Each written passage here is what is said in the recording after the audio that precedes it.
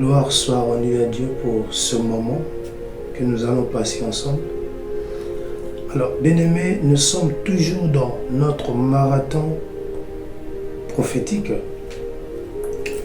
intitulé Voyage dans l'Apocalypse. Et jusqu'à là, nous sommes toujours au chapitre 6 du livre d'Apocalypse. Et ce chapitre 6-là met à notre disposition un semi-marathon intitulé Les 7 sceaux. Et tout en sachant que les 6 premiers sceaux s'ouvrent dans Apocalypse chapitre 6 et le 7e sceau s'ouvre dans Apocalypse chapitre 8 et la révélation du 7e sceau se trouve dans Apocalypse 10. Nous allons y arriver. Mais pour aujourd'hui, nous allons donc mettre l'accent sur le 3e sceau.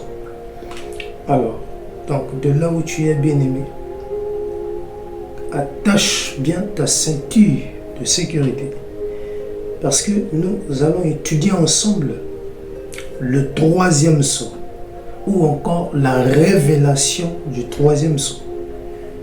Et comme ça, à la fin de cet enseignement, le 3e sceau n'aura plus de secret pour toi.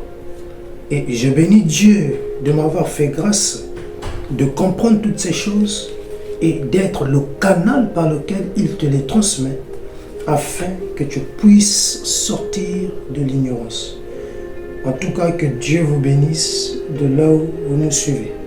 Alors, nous allons prendre nos Bibles et nous allons lire dans Apocalypse chapitre 6 à partir du verset 5 et jusqu'au verset 6.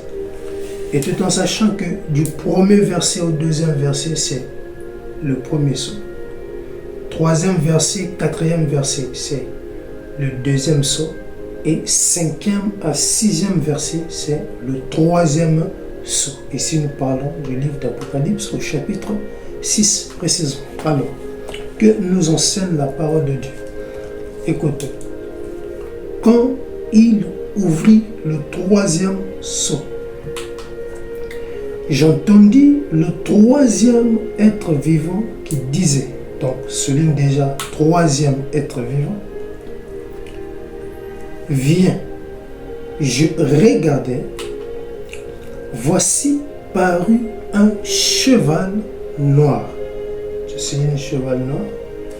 Celui qui le montait tenait une balance dans sa main. Tu peux souligner balance. 6. Et j'entendis au milieu des 4 êtres vivants une voix qui disait, une mesure de blé pour un denier et 3 mesures d'orge pour un denier. Mais ne fais point de mal à l'huile et au vin. Tu peux souligner l'huile et vin. Alors, bien-aimé, tu peux remarquer là avec moi que malgré cette lecture, les sceaux sont toujours dans les paraboles ou dans les symboles. Donc, raison pour laquelle Dieu me mandate en ce jour pour t'apporter la révélation sur les symboles. Voilà, bien-aimé. Donc, attache là maintenant ta ceinture de sécurité. Nous allons décoder les symboles par la grâce du Saint-Esprit.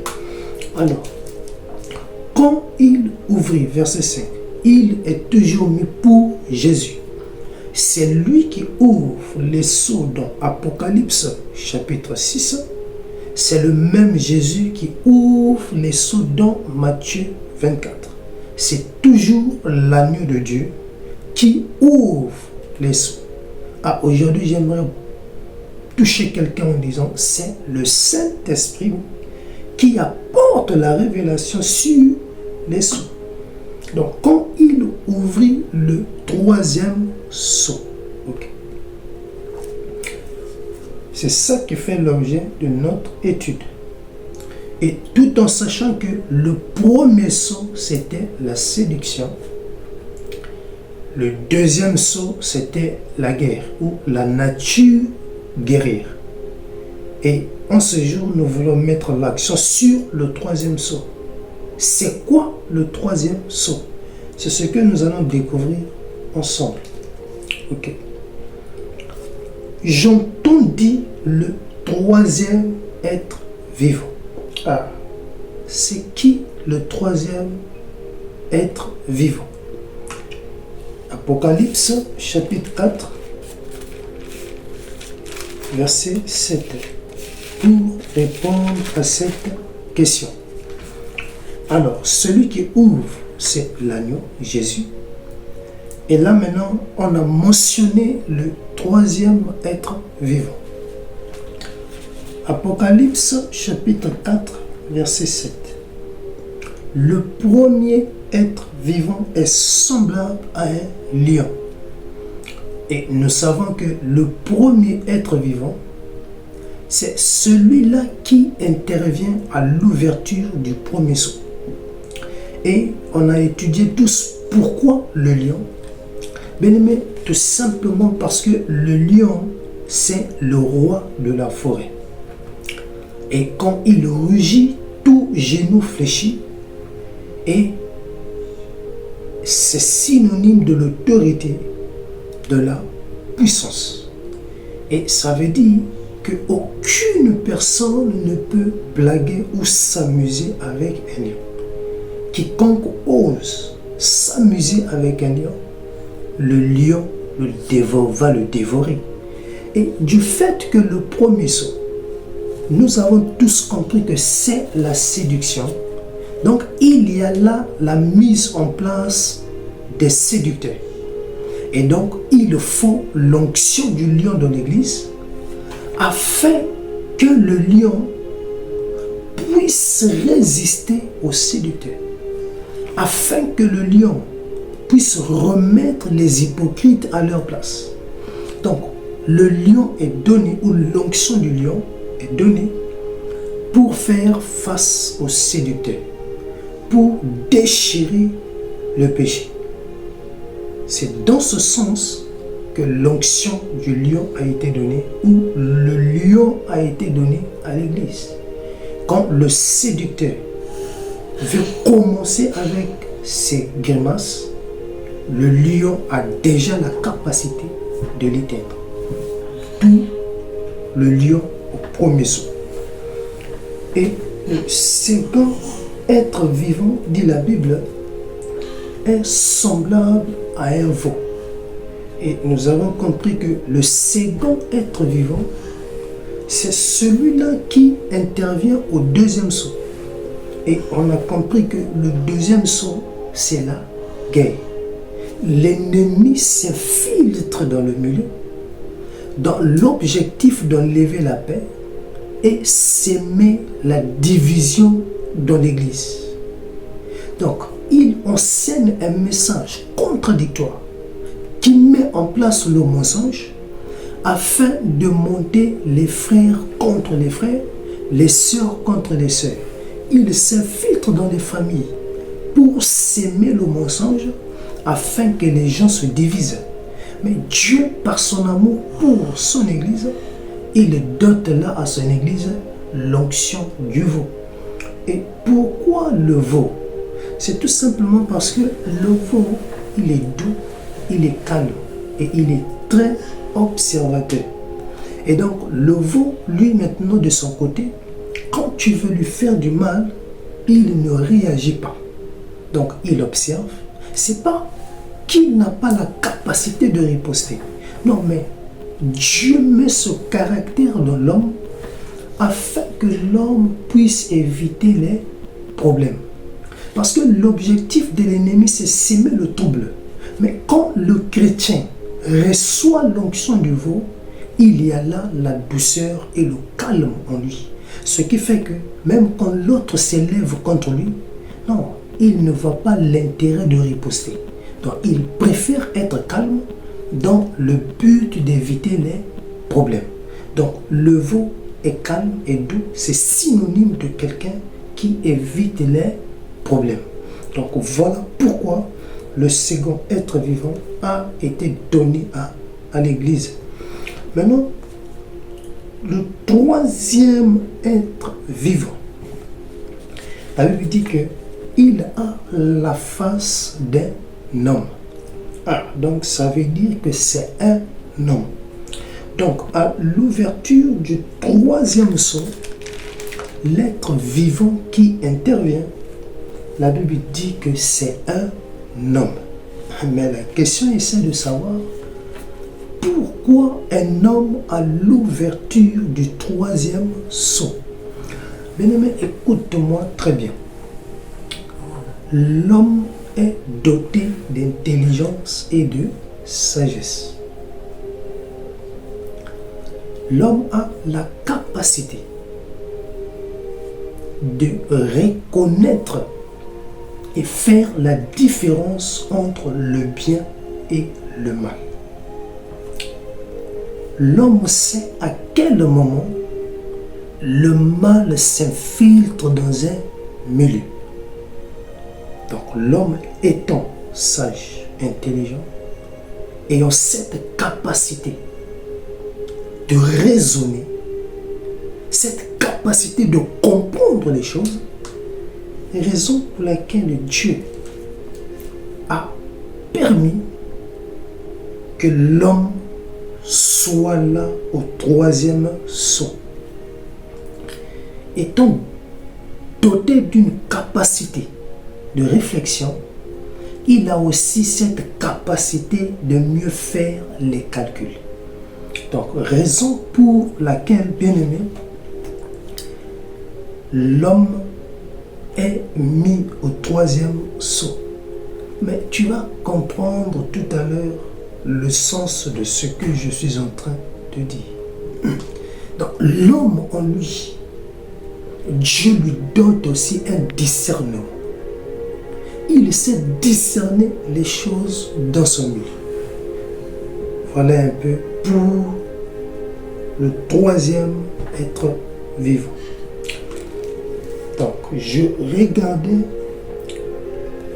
donc j'entendis, ces gens qui entendent, le troisième être vivant qui disait viens. Je regardais, voici parut un cheval noir. On va prendre cheval noir. Tout en sachant qu'à l'ouverture du premier sceau, il y avait là un cheval blanc. Et le blanc typifie l'hypocrisie. Et l'hypocrisie est beaucoup plus remarquée dans le milieu politique. Donc, qui parle de l'hypocrisie voit aussi la puissance politique. Au deuxième sceau, on a eu un cheval roux. Qui dit roux, c'est rouge, c'est le sang également.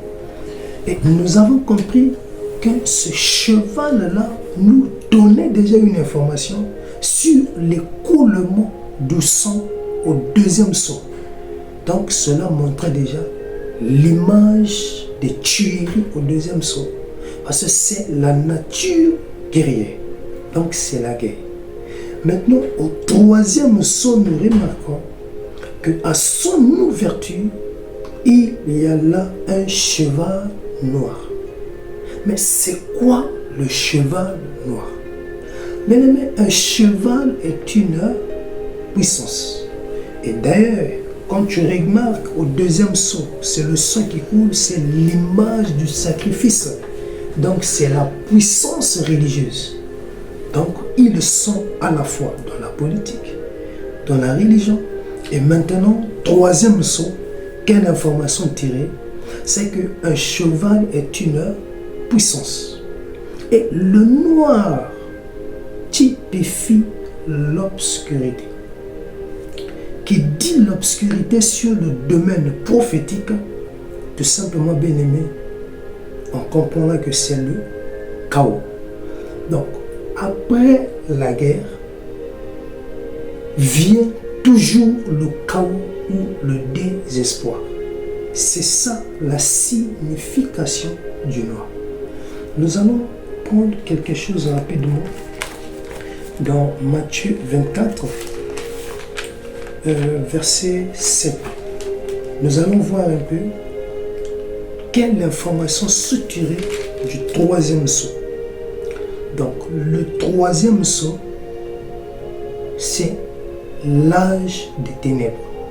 C'est la sombreté typifiée par le cheval noir.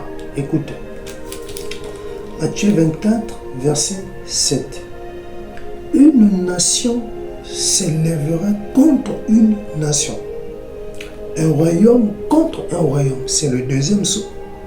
Après le deuxième sceau vient le troisième sceau. Donc c'est la suite de la lecture. Il y aura en divers lieux des famines et des tremblements de terre. Or, nous savons tous, après la guerre s'installe la famine.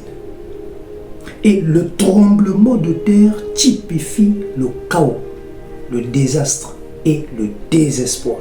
Parce que quand il y a tremblement, bien aimé, il y a cassure des bâtiments et tout ce que vous connaissez. Donc là s'installe quoi? Le chaos. Les gens n'ont plus d'espoir. C'est la sombreté qui règne. C'est l'obscurité qui règne. Et l'obscurité, c'est l'apostasie. C'est-à-dire c'est l'abandon de la foi. L'obscurité, bien aimé, c'est l'aveuglement. Parce que quand il fait noir, on a des difficultés pour mieux voir. C'est l'aveuglement, mais c'est aussi l'égarement. Voilà un peu ce que nous devons retenir. Après la guerre s'installe la famine, le chaos, le désespoir. Les gens n'ont plus d'espoir. Les gens sont perdus. Voilà le troisième sceau. C'est l'obscurité, c'est les ténèbres. Mais nous allons dire quand même quelque chose, d'accord? Nous allons prendre nos Bibles dans le livre de Jean, chapitre 8, verset 12, et nous lirons aussi Jean 12, verset 46.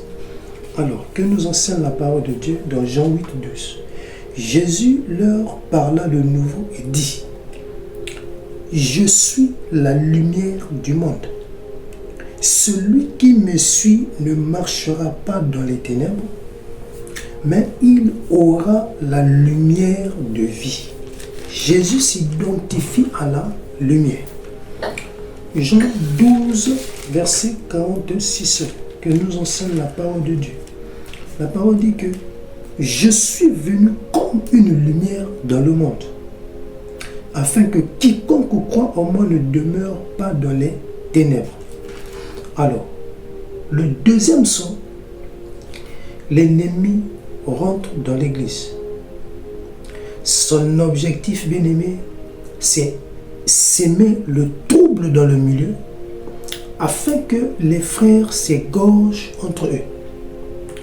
Dès qu'il s'infiltre, il enseigne son message, c'est-à-dire le mensonge en place, et les gens commencent à se diviser ou se séparer.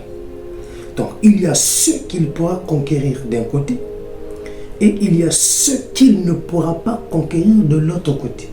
Alors, ceux qu'il ne pourra pas conquérir, cela reste dans la position avec Dieu. Parce qu'ils ont l'esprit du vent en eux et ils évitent les problèmes. Donc, ça veut dire que ceux qui s'attachent à Jésus sont dans la lumière. Donc, il y en a un petit groupe qui demeure encore dans la lumière. Maintenant, ceux qui vont céder au message du faux prophète, comme Ève céda au message du serpent, alors ceux-là seront dans les ténèbres. Et c'est eux maintenant qui vont s'élever pour vouloir faire la guerre aux saints, la guerre aux chrétiens. Et quand il y a maintenant des camps dans l'église.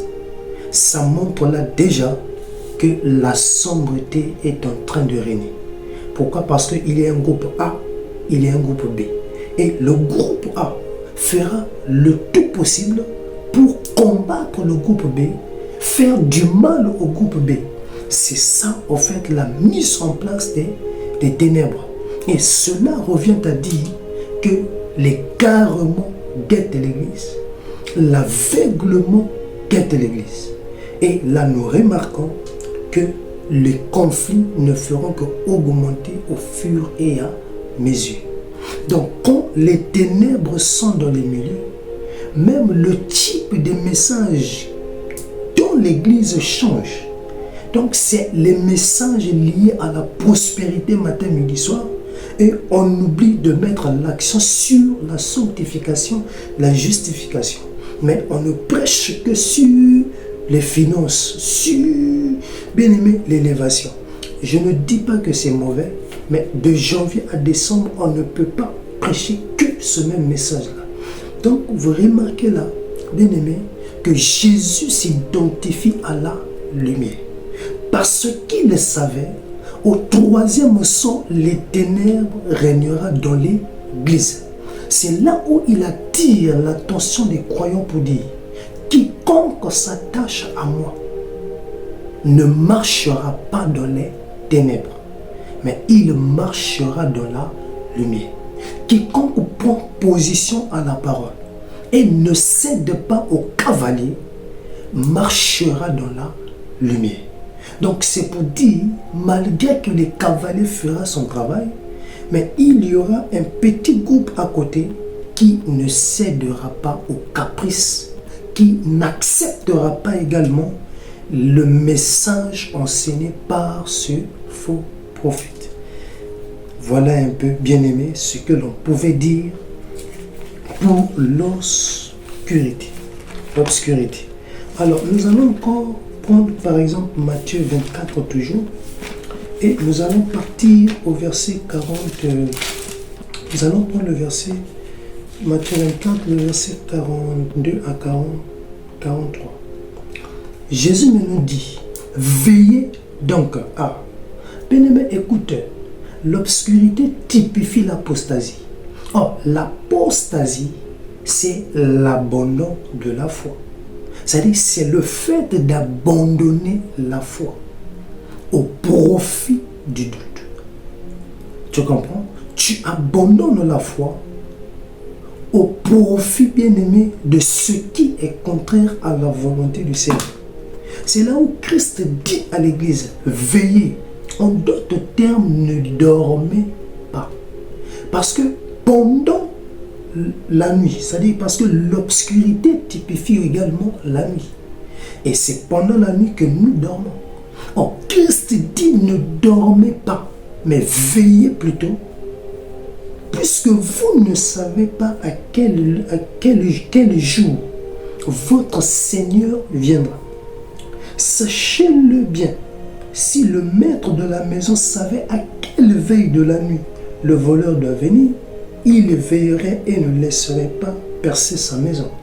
C'est une parabole où Jésus se fait passer pour le voleur qui est censé venir chez toi pour voler. Maintenant, il te dit: toi étant propriétaire de la maison, si tu sais à quelle heure, moi le voleur, je viendrai chez toi, je doute fort que si tu vas dormir, tu resteras éveillé, afin que tu puisses me voir quand je vais rentrer dans ta maison. Et de préférence, tu pourras prendre là ton arme et tirer sur moi. Or, l'arme, c'est la foi parfaite pour l'enlèvement. C'est pas que tu vas prendre une arme pour tirer Jésus. Non, l'arme dont il est question, bien aimé, c'est l'arme de l'évangile. Le fait que tu t'attaches à la parole. Christ dit: vous ne savez pas quel jour, à quel moment je viendrai prendre l'église. Mais ce que je vous demande, marchez dans la foi. Attachez-vous à ma parole. Puisque je ne viendrai prendre que ceux qui s'attachent à ma parole. Mais si toi, tu plonges dans le chaos des ténèbres, tu plonges dans l'apostasie, bien aimé, ça veut dire que là, ta position n'est plus conforme à la volonté de Dieu. Donc, si Christ pouvait venir aujourd'hui prendre son église, sache-le que tu n'iras pas pour l'enlèvement. Donc, l'apostasie nous éloigne de Dieu. Et lorsque nous nous éloignons, vient là l'égarement et vient là l'aveuglement. Donc, pendant l'âge des ténèbres, l'apostasie va régner parce que les gens ne vont plus croire à la vraie doctrine, mais ils vont croire aux fausses doctrines. Et on mettra l'accent sur les miracles et non sur celui qui déclenche les miracles. Raison pour laquelle j'aime l'apôtre Pierre. Il pouvait partir à la pêche avec ses compagnons. La Bible dit, il n'avait pas eu un poisson. Et là, il pouvait quitter pour rentrer chez lui.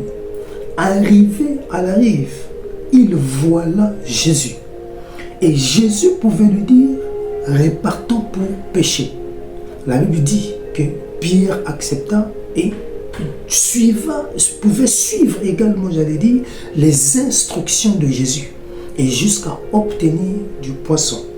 Or, le poisson obtenu, c'est un miracle. C'est une bénédiction. Et la Bible dit, quand ils ont fini, Jésus n'avait rien dit. Il pouvait prendre son chemin pour partir. Et c'est Pierre qui reste devant les poissons, c'est-à-dire devant sa bénédiction et devant son miracle. Il voit d'un autre côté Jésus en train de partir, mais il est là devant les poissons. Il se dit, les poissons là c'est bien, c'est les miracles que j'ai vus, c'est les bénédictions que Dieu a descendues dans ma vie. Mais une chose est vraie, je peux conserver ces poissons, je peux les manger pendant 2 mois, 3 mois, mais fin de fin, ces poissons là vont finir. On finira par tout épuiser. Mais ce qui fait que si ce monsieur-là est capable de me donner du poisson, non, je pense que si je le suis, je ne manquerai pas du poisson. Donc Pierre pouvait abandonner la bénédiction, abandonner le miracle et suivre celui qui déclenche les miracles et les bénédictions. Donc il était sage, il avait le discernement de comprendre que seul Jésus est capable de lui donner du poisson de manière continue. Il pouvait laisser le miracle, la bénédiction et suivre Jésus. Or, lorsque l'apostasie s'installe, on oublie celui qui déclenche les miracles, on devient fan des miracles et fan du spectacle. Et voilà comment dans ces églises, on ne met plus l'accent sur Jésus, on met l'accent sur les miracles. Et le daddy, le prophète de cette église-là, fait comprendre aux gens que ce n'est pas Jésus qui fait des miracles, mais c'est lui qui fait les miracles. Il vous fait comprendre également que sa photo à lui a la capacité de ressusciter les morts et de guérir les malades. Donc tout dépend maintenant du prophète. On met l'accent sur le prophète. Donc l'installation de l'idolâtrie. On élève le prophète plus que Dieu. On bénit le prophète plus que Dieu. On se soumet au prophète. On a la crainte de ce faux prophète-là par rapport à la parole. Donc, bien aimé, quand l'égarement s'installe, l'apostasie, bien aimé, l'homme devient amoureux du spectacle. Et même les marabouts ont compris ce système. Ils ont enlevé les soutanes. Aujourd'hui, ils sont dans les églises avec des cols pastorales. Les francs-maçons ont compris la même chose. Les occultistes ont compris la même chose. Aujourd'hui, ils sont dans les églises en train d'opérer. Et si vous remarquez, le plus souvent, tous sont des prophètes. Tous ceux qui quittent la magie, tous ceux qui quittent les sciences occultes, lorsqu'ils se convertissent, lorsqu'ils viennent à Christ, remarquez, ils sont tous prophètes. Donc c'est une question, bien aimée, parce qu'ils viennent avec du spectacle. Ils savent que les enfants de Dieu sont amoureux de canaille prophétie. Donc de janvier à décembre, canaille prophétie, pas d'enseignement. On ne t'enseigne pas sur le Saint-Esprit, sur la sanctification, sur l'enlèvement. Mais tu fais quoi dans cette église? Bien aimé, ça veut dire que les ténèbres règnent dans ce milieu. Où quiconque peut coucher avec n'importe quelle sœur et on trouve que c'est normal. Non, bien-aimé, on doit sortir de ces églises. Quand les ténèbres règnent dans le milieu, bien-aimé, ça veut dire que là, que ça devient du n'importe quoi. Où le pasteur peut demander à tout le monde de lui apporter le sable de la maison. C'est-à-dire que quand on est dans une maison, on piétine, bien-aimé, il y a là une saleté. Donc, pour opérer une délivrance, il demande là à la famille de prendre le sable qui se trouve dans la maison pour l'apporter au prophète. Mais écoutez-moi, est-ce que Dieu, pour délivrer quelqu'un, il a besoin du sable qui se trouve dans votre maison? Non. C'est une manière pour lui de prendre ce sable. Parce que sur ce sable-là, il y a là votre vie. Il y a là votre être. Il a là la capacité d'aller en faire des sciences occultes afin qu'il y ait la possibilité de dominer sur vous. Bien-aimé, on doit ouvrir les yeux. Les faux prophètes sont dans nos églises.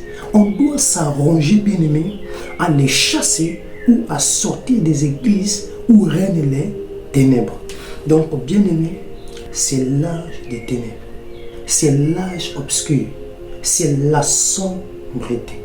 Et quand on regarde la sombreté, ce n'est autre que, bien-aimé, la terreur.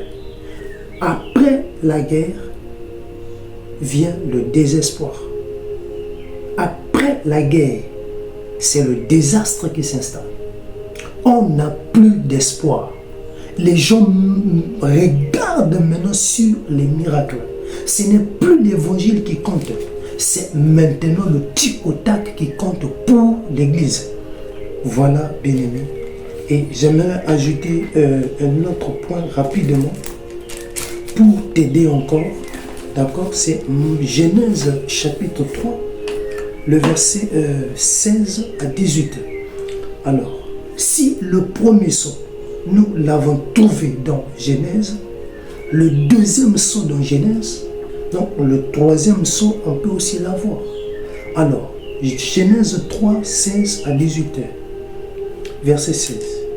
Il est dit à la femme Dieu, j'augmenterai la souffrance de tes grossesses et tu enfanteras avec douleur et tes désirs se porteront vers ton mari, mais il dominera sur toi. Tu retiens augmenter la souffrance et il y a là la mise en place de la douleur. 17.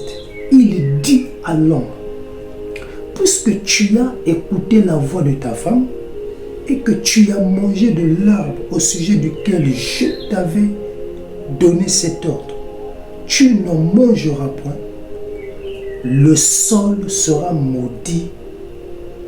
Le sol sera maudit à cause de toi. Et Dieu ajoute, c'est à force de peine que tu en tireras ta nourriture tous les jours de ta vie. En d'autres termes, c'est à la sueur de ton front que tu mangeras. 18. Il te produira des épines, c'est-à-dire le sol, et des ronces, et tu mangeras de l'herbe des champs. Donc, nous comprenons ici, il y a là quoi? La mise en place de la souffrance, de la misère et de la condamnation. Donc, c'est pour dire le troisième sceau, bien aimé, c'est l'âge des ténèbres. Et les ténèbres, comme on l'a dit, typifient la souffrance, typifient le désespoir, ça typifie le chaos. Voilà la signification du cheval noir. Nous allons continuer. Donc, quand il ouvrit le troisième sceau, c'est-à-dire, nous avons déjà dit le troisième sceau c'est l'âge des ténèbres, mais nous continuons. Et on dit que j'entendis le troisième être vivant, c'est-à-dire l'homme, et qui pouvait me dire viens. Je regardais, c'est-à-dire Jean qui regarde, voici paru un cheval noir. On a dit que noir ici c'est l'obscurité, les ténèbres, la terreur, l'apostasie, l'aveuglement, l'égarement, tout ce que vous voulez. Et par la suite maintenant, celui qui montait, c'est le cavalier. Dans le premier saut, il y avait un cheval blanc, un cavalier et un être vivant, plus une arme. Dans le deuxième saut, on avait un cavalier, cheval blanc, une arme. Et donc, au troisième saut, nous remarquons également la présence d'un être vivant, la présence d'un cheval, parce qu'au premier saut, c'est le cheval blanc, deuxième saut, cheval roux, troisième saut, c'est le cheval noir. Premier saut, cavalier, c'est l'antéchrist, c'est le faux prophète. Deuxième saut, c'est toujours le faux prophète. Au troisième saut, bien-aimé, nous allons découvrir quelque chose de sûr plus. Mais attache ta ceinture pour mieux comprendre l'identité de ce cavalier. Nous allons d'abord nous intéresser à l'instrument que ce cavalier utilise. Parce que le premier saut, le cavalier à l'arc sans flèche, on avait compris que la flèche était invisible. Et cette flèche-là, ce n'est autre que le message, l'évangile. L'évangile prêché par ce faux prophète, c'était la mise en place du jézabélisme, c'est-à-dire la mise en place des fausses doctrines. Et au deuxième saut, le cavalier avait l'épée. Or, l'épée là, c'était pour s'aimer le trouble dans le milieu. C'est toujours le faux message dans le but de s'aimer les divisions, les disputes et les querelles, afin que les hommes s'égorgent entre eux. Mais ils vont s'égorger comment? Par le canal de l'épée. Donc le même mensonge s'aimé par ce faux prophète, c'est cela qui conduit aux disputes, à la bagarre et à la mise en place des conflits.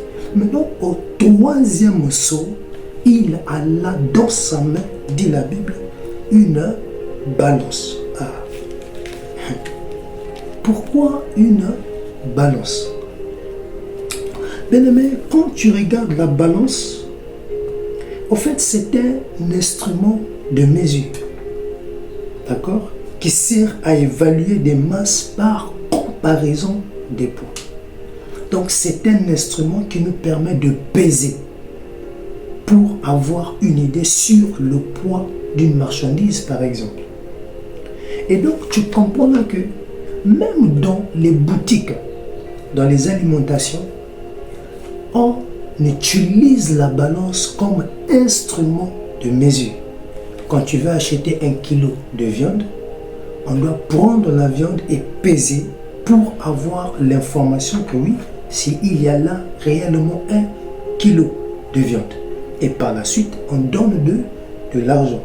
Donc, tu remarques là que si la balance est un instrument utilisé dans les boucheries, est un instrument utilisé pour vendre la farine, instrument utilisé pour vendre, bien aimé, le maïs, le blé, le foufou, comme si tu veux.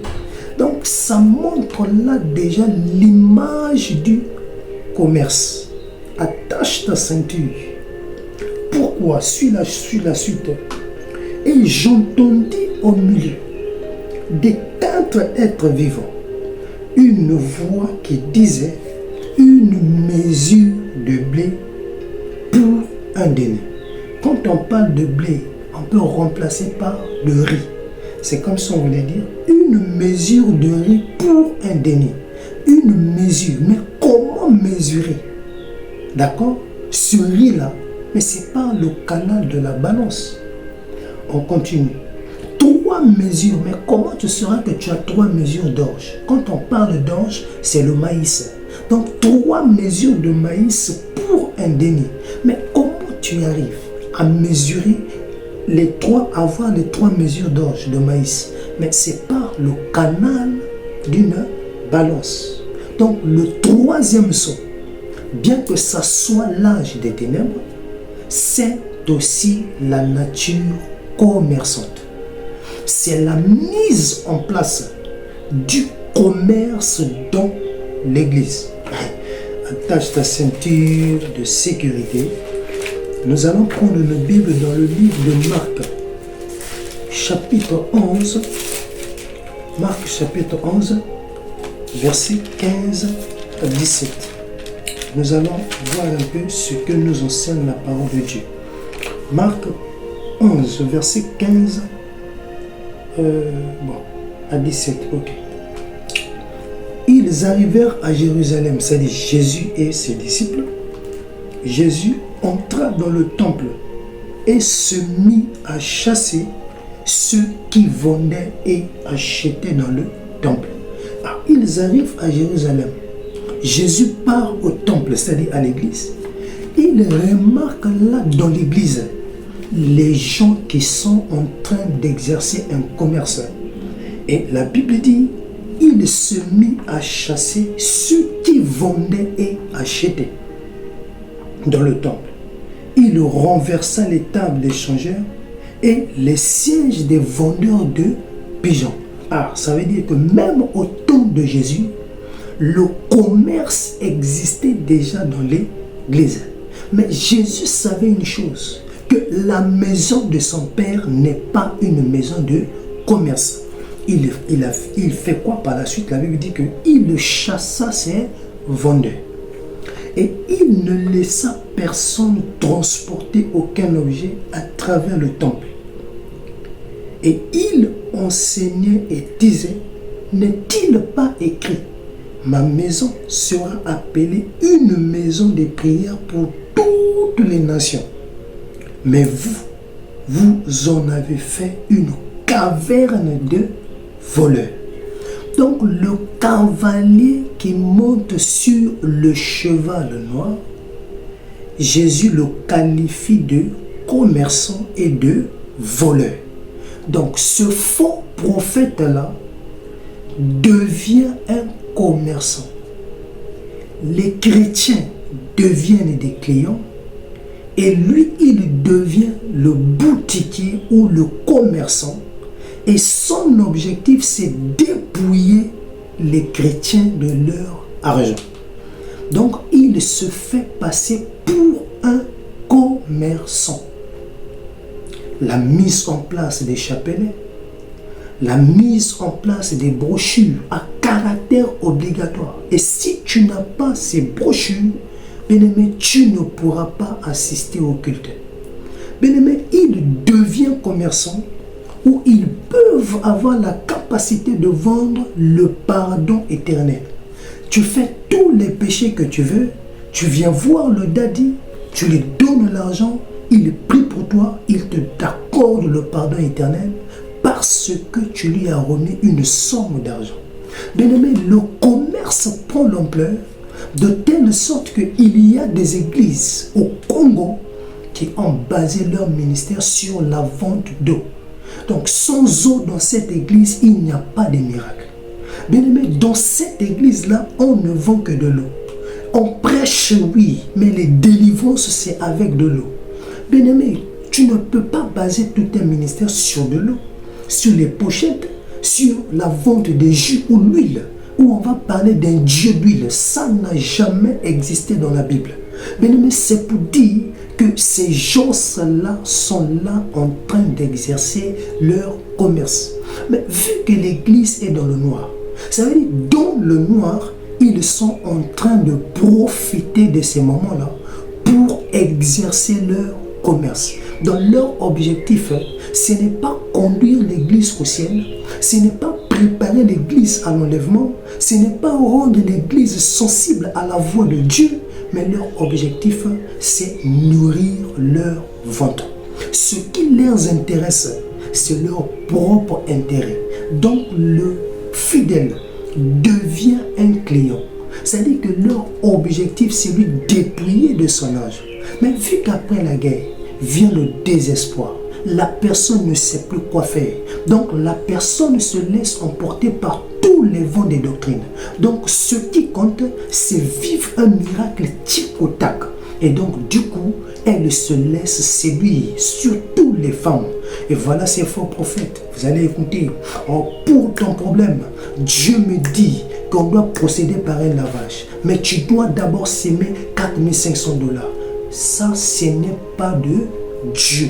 Ça, c'est pas de Dieu. Je le répète, c'est le vol.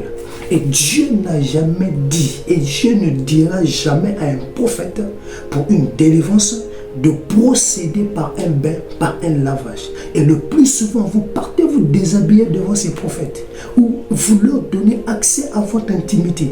Non, bien-aimé, non. Lavage, ça n'a jamais existé dans la Bible. D'accord? Et je vois d'autres pratiquer une pratique que moi j'appelle un miracle à l'image d'Élisée. Bien-aimé, vous remarquez que Élisée, pour prier pour l'enfant de la femme sunamite, il pouvait monter sur cet enfant. Donc, la Bible dit, aimez-vous les uns et les autres. Mais ils ont transformé cette écriture en disant, aimons-nous les uns sur les autres. À l'image d'Élisée, qui pouvait prier pour l'enfant de la femme sunamite en montant sur l'enfant, et c'est comme ça que l'amour se manifeste. Et voilà comment, quand ces femmes-là viennent pour les séances de délivrance, et le daddy est censé monter sur cette femme mariée afin d'abuser d'elle, parce qu'il faut pratiquer, d'accord, la délivrance à l'image d'Élisée. Bien-aimé, ça ce n'est pas de Dieu. Et j'ai vu un autre où une femme a témoigné. Elle avait des problèmes de mari d'ennemi. Et le daddy dit, moi je suis saint, toi tu n'es pas sainte. Donc ce que nous allons faire, vu que la Bible dit, on devient un lorsqu'on s'unit, et donc on va faire des rapports sexuels. Et lorsque moi je serai déjà dans ton corps, je serai là te transmettre la sainteté par le canal de ma sémence. Et toi en retour tu vas me transmettre tes maris d'ennemi. Mais vu que les maris d'ennemi là ne pourront pas résister à mon corps saint, alors là je vais les détruire. Et la sœur cède son corps facilement parce qu'elle a besoin d'une délivrance, mais tout simplement parce qu'on est dans les ténèbres. On ne comprend pas ce qui se passe. Donc l'ange des ténèbres est déjà là dans nos églises. Et ces commerçants sont en train d'exercer, où ils sont en train de mettre en place le purgatoire. C'est comme s'ils avaient la capacité d'accorder le paradis à quelqu'un. C'est-à-dire qu'on met en place la messe des morts. On paye de l'argent, on va prier pour des morts afin que ces morts-là aient la paix de l'autre côté. Bien-aimé, écoute-moi. Quand tu es vivant là, c'est là où il faut préparer ta vie de l'autre côté. Donc si tu n'as pas su prendre position à la parole, tu n'as pas pratiqué la parole, tu n'as pas fait le bien, ne t'attends pas, bien-aimé, à vivre une vie meilleure de l'autre côté. Ce n'est pas une prière d'un prêtre, d'un pape qui va changer ta position de l'autre côté. Donc, bien-aimé, sache-le que ta vie de l'autre côté dépend de ce que tu vis aujourd'hui. Quand tu sèmes le bien, tu vas récolter le bien. Tu sèmes le mal, tu récolteras le mal. Mais qu'en est-il de la prière d'un cardinal? Tu penses que cette prière pourra t'accorder la paix de l'autre côté? Bien-aimé, laissez-moi ça. Ce sont là des fausses doctrines. Ou bien-aimé, le pasteur connaît même la date de paiement des fidèles. Et dès qu'on paye, dès qu'il écoute qu'on a viré, il prend le téléphone. Allô, paye la dîme. N'oublie pas la dîme. Bien-aimé, c'est au fidèle lui-même de venir vers toi pour te donner la dîme. Et non à toi de l'appeler. Je vois les autres qui accompagnent même les fidèles à la banque pour dire tout simplement, prends ta part, donne-moi ma part. Il y a même de ceux qui sont maintenant en contact avec les banques. Dès qu'on veut payer le fidèle, une partie déjà de la dîme est versée dans le compte du daddy. Non, bien-aimé. Tout ça là parce qu'il y a là le commerce. Ils ne peuvent pas rendre visite aux frères ou sœurs pauvres de l'église. Ils ne rendent visite qu'aux riches et à ceux qui ont aux partenaires, voilà. À ceux qui viennent investir dans l'église. Bien-aimé, ça, ce n'est pas de Dieu. La sélection là n'est pas de Dieu. Ça montre que ces gens-là sont des commerçants déguisés. Ce sont des faux prophètes. Consultation prophétique. Avant de consulter le prophète, tu dois d'abord payer 1000 euros. Tu dois d'abord payer 500 $, 600 $. Bien aimé, ça, c'est pas de Dieu, c'est du diable. Donc, voilà comment ces gens ont installé le commerce dans nos églises. Bien aimé, tout dans cette église, c'est la sémaille. Sémaille, tu seras béni. Sémaille, tu seras béni. Et vous allez remarquer que dans ce type d'église, quel type de messages qui sont prêchés là-bas, c'est la sémaille, la prospérité et en plus les délivrances, les miracles. Mais non, mais délivrance, miracle, on ne refuse pas. Mais de janvier à décembre, non.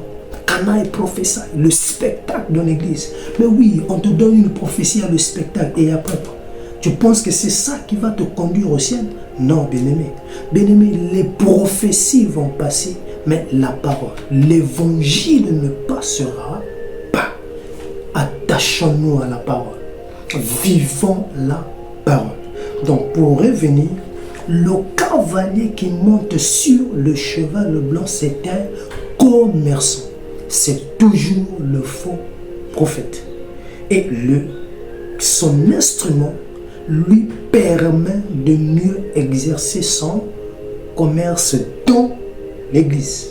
Donc les commerçants que Jésus avait chassés à son époque, aujourd'hui ces commerçants sont revenus dans l'église en train d'exercer leur ministère.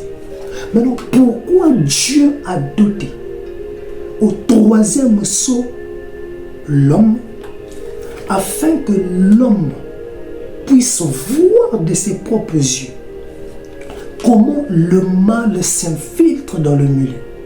Étant sage et intelligent, lorsqu'il observe de ses yeux et le discernement que Dieu met en lui, il comprendra déjà que l'église est malade.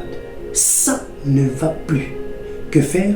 Deux choses. Soit quitter l'église, ou soit lutter, enseigner, afin que la lumière qui est sur lui puisse se répandre sur ceux qui sont dans les ténèbres. Donc l'homme étant sage, ayant la connaissance du bien et du mal, lorsqu'il remarque déjà comment le dandy exerce son ministère, en mettant l'accent sur les miracles, en mettant l'accent sur lui-même, et lorsqu'il arrive à dire qu'il a la capacité de faire des miracles, mais l'homme intelligent qui lit les Écritures, qui a le Saint-Esprit, qui a le discernement, saura déjà que le daddy s'est trompé. Donc que faire? Il faut sortir de cette église. Voilà pourquoi Dieu a donné à cette église du troisième sceau un être vivant semblable à un homme. Parce que l'homme, lui, il sait observer, il sait raisonner, réfléchir, et il a la capacité de prendre les décisions. Et là, il pourra décider de sortir de cette église, ou soit de dire à ce faux prophète de quitter l'église. Voilà pourquoi Dieu, pour son amour, pour son église, a doté le troisième être vivant à l'église. Voilà un peu. Maintenant, nous allons prendre le dernier point pour terminer donc avec notre enseignement. Alors, le dernier point, c'est quoi? Alors, nous repartons dans Apocalypse chapitre 6, verset 6. J'entendis au milieu des quatre êtres vivants une voix qui disait: une mesure de blé pour un denier, 3 mesures d'orge pour un denier. Mais, c'est une mise en garde. Ne fais point de mal à l'huile et au vin. Ah, donc, Dieu dit maintenant à ce commerçant: ne fais point du mal à l'huile et au vin. C'est quoi l'huile? L'huile, c'est l'onction. L'huile typifie l'onction. Et quand on regarde l'onction, c'est-à-dire l'huile, c'était l'image du Saint-Esprit à venir. Le vin, c'est la parole, c'est l'évangile. Donc, en d'autres termes, il dit: tu as pu conquérir une bonne partie. Mais malgré la partie que tu as pu avoir, il y a au moins à côté une autre partie, mais qui n'a pas cédé à ton message. Et cette partie qui n'a pas cédé là, c'est cette partie-là qui s'est attachée à Jésus et qui marche dans la lumière. Et ce petit groupe qui marche dans la lumière, c'est un groupe des ouins. Donc, celui qui a l'huile et la parole, c'est un ouin. Donc, en d'autres termes, il lui dit, tu n'as pas le droit de toucher à mes ouins. Tu as pu séduire une partie, mais la partie qui est dans la lumière, là, ce sont des ouins. Et il t'est strictement interdit de toucher à ces ouins. On ne touche pas à un enfant de Dieu qui a su prendre position à la parole. Car quand tu veux le toucher, en réalité, c'est Dieu que tu attaques. C'est à Dieu que tu veux mener la guerre. Or, Dieu, c'est un combattant qui ne rate pas la cible. C'est un combattant bien-aimé qui fait tomber tous les adversaires. C'est un chasseur qui ne rate pas de cible. Donc, notre Dieu là, il est plus que vainqueur en tout et pour tout. Il n'a jamais échoué. Donc, voilà un peu. Nous allons prendre nos Bibles dans 1 Chronique, chapitre 16, verset 22. La Bible dit, ne touchez pas à mes ouins et ne faites pas de mal à mes prophètes. C'est une mise en garde. Donc, bien qu'il va s'installer dans le milieu, mais il ne pourra pas convaincre ou séduire tout le monde. Il y aura une partie qui va demeurer dans la lumière et cette partie-là est censée maintenant travailler afin de sortir ceux qui sont dans le noir pour la lumière.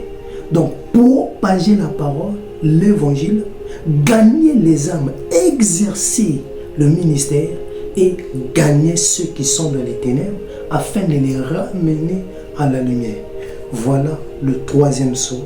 C'est l'âge des ténèbres ou c'est l'âge obscur, mais c'est aussi la nature commerçante.